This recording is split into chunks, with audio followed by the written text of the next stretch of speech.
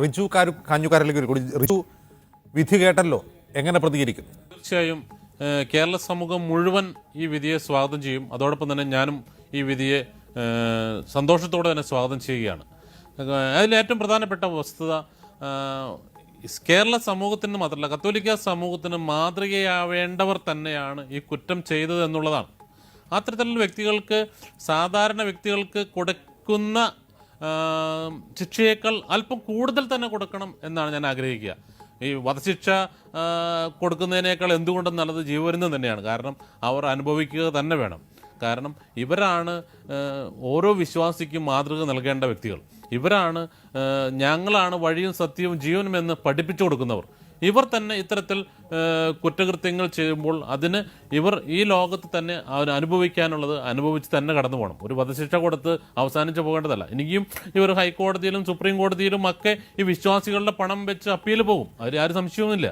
അത് ചിലപ്പോൾ പിന്നീട് അത് വിധി അവരുടെ ശിക്ഷ കുറഞ്ഞു എന്നിരിക്കും, ചിലപ്പോൾ വെറുതെ വിട്ടു എന്നിരിക്കും. എങ്കിലും ഇന്നത്തെ ഈ വിധിയെ കേരള സമൂഹം വളരെ ആഹ്ലാദത്തോടു കൂടി തന്നെയായിരിക്കും സ്വീകരിക്കുക എന്ന കാര്യത്തിൽ ഒരു സംശയവുമില്ല. ഈ കേരള സമൂഹത്തിൽ ഒരു വ്യക്തിക്കും ഈ പറയുന്ന ഇവരെക്ക് വേണ്ടി മൊഴി മാറ്റി പറഞ്ഞ അല്ലെങ്കിൽ കൂറുമാറിയ സിസ്റ്റേഴ്സുണ്ട്, വൈദികരുണ്ട്. അവിടുത്തെ മുഴുവൻ സാക്ഷികളും കൂറുമാറിയവരാണോ? രണ്ടോ മൂന്നോ പേരെ വെച്ച് മുഴുവൻ കൂറുമാറി. ഇവർക്ക് എല്ലാവർക്കും അറിയാം ഇവർ കുറ്റം ചെയ്തവരാണെന്നും ശിക്ഷിക്കപ്പെടണമെന്നും ഇവർക്കൊക്കെ ആഗ്രഹമുണ്ട്. ഇവർക്ക് ജീവനിൽ ഭയമുള്ളത് കൊണ്ടോ ചില സമ്മർദ്ദങ്ങളുള്ളത് കൊണ്ടൊക്കെ ആയിരിക്കാം അവർ കൂറുമാറിയത്. പൈസയ്ക്കൊന്നും വേണ്ടി ആയിരിക്കില്ല സിസ്റ്റേഴ്സൊന്നും കൂറുമാറിയതെന്ന് ഞാൻ വിചാരിക്കുന്നില്ല. അവർക്ക് അത്രമാത്രം സമ്മർദ്ദം സഭാ നേതൃത്വത്തിൽ നിന്നുള്ളത് കൊണ്ടാണ്. ഇനിയെങ്കിലും സഭാ നേതൃത്വം ഇത്തരത്തിലുള്ള വിഷയങ്ങളിൽ കുറച്ചുകൂടി സമൂഹത്തിൻ്റെ മനസാക്ഷിക്കനുസരിച്ച് ഒരു മറുപടിയെങ്കിലും അല്ലെങ്കിൽ നടപടിയെങ്കിലും എടുക്കാൻ തയ്യാറാകണമെന്നാണ് എനിക്ക് ഈ സമയത്തിൽ പറയാനുള്ളത്. ഇവർക്കെതിരെ കൃത്യമായ നടപടിയെടുത്ത് ഈ വൈദികനെ വൈദിക അന്തസ്സിൽ നിന്ന് മാറ്റി നിർത്തുകയും ഈ കന്യാസ്ത്രീ ഉടുപ്പൂരി അവരെ ജയിലിലേക്ക് വിടട്ടെ. അവരെന്തിനാണ് ഈ ഉടുപ്പിട്ട് സഭാവിശ്വാസികളുടെ മുഴുവൻ വിശ്വാസികളെയും അവഹേളിക്കുന്ന തരത്തിൽ എന്തിനാണ് ഈ കോടതി മുറിയിൽ അഭിനയിക്കുന്നത്?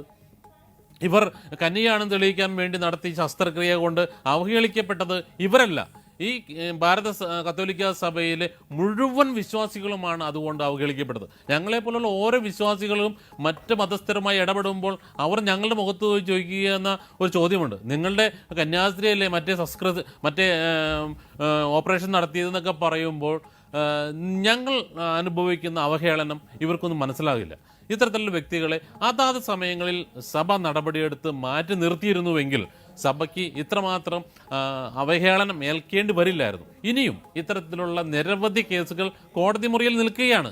ഫ്രാങ്കോയുടെ കേസ്, ആലഞ്ചേരിയുടെ കേസ്, സിസ്റ്റർ ദിവ്യയുടെ കേസ്, റോബിൻ്റെ കേസ്, ഇങ്ങനെ ഓരോരുത്തരുടെ കേസുകൾ വരുമ്പോഴും സഭ എടുക്കേണ്ട നിലപാടുകൾ, ഞങ്ങൾ മാർപ്പാപ്പയെ ഈ ലോകം മുഴുവൻ മാർപ്പാപ്പയെ എത്രമാത്രം പ്രതീക്ഷയോടെയാണ് കാണുക, മറ്റ് മതസമൂഹങ്ങളും മറ്റ് വിഭാഗങ്ങളും മറ്റ് രാജ്യങ്ങളും ഒക്കെ.